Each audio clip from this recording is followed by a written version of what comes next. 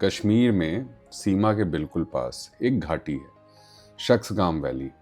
खूबसूरत, रणनीतिक और बेहद संवेदनशील। 9 जनवरी को भारत सरकार का एक आधिकारिक बयान आता है। शख्सगाम वैली भारत का अटूट हिस्सा है। बिल्कुल सही, इस पर कोई विवाद होना भी नहीं चाहिए।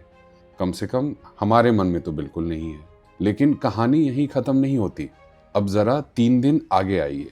12 जनवरी को भारत में कुछ मेहमान आते हैं, चाइनीज कम्युनिस्ट पार्टी के कुछ नेता। और जरा ध्यान दीजिए, इनकी मीटिंग न विदेश मंत्रालय में होती है, न संसद में होती है, न किसी सरकारी मंच पर होती है।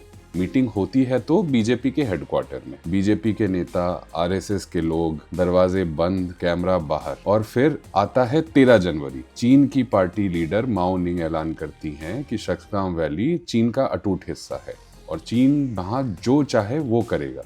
ये कोई कूटनीतिक बयान नहीं है, ये सीधी चेतावनी है, क्योंकि चाइना वहां से पाकिस्तान तक एक कॉरिडोर बनाना चाहता है ताकि चाइना और पाकिस्तान का ट्रेड और आसान हो जाए। मतलब साफ है, कश्मीर के ऊपर से चाइना और पाकिस्तान का एक और सीधा रास्ता।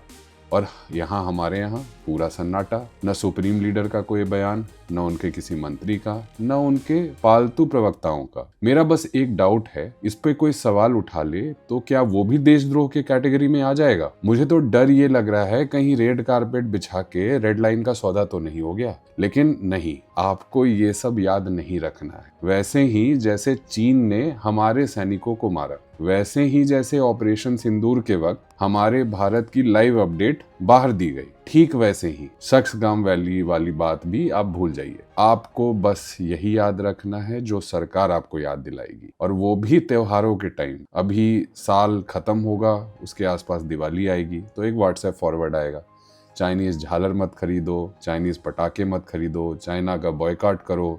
तब आपको गुस्सा करना है, तब आपको बॉयकॉट करना है, तब आपको देशभक्त भी बनना है। बाकी वक्त सीमा पर क्या हो रहा है ये सवाल मत पूछिए।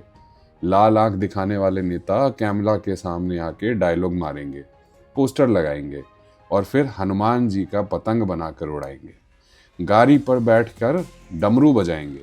और आपसे बस यही उम्मीद है, याद वही रखिए जो बताया जाए। तब तक ये लीजिए अपना 5 किलो अनाज और जाइए घर बैठिए।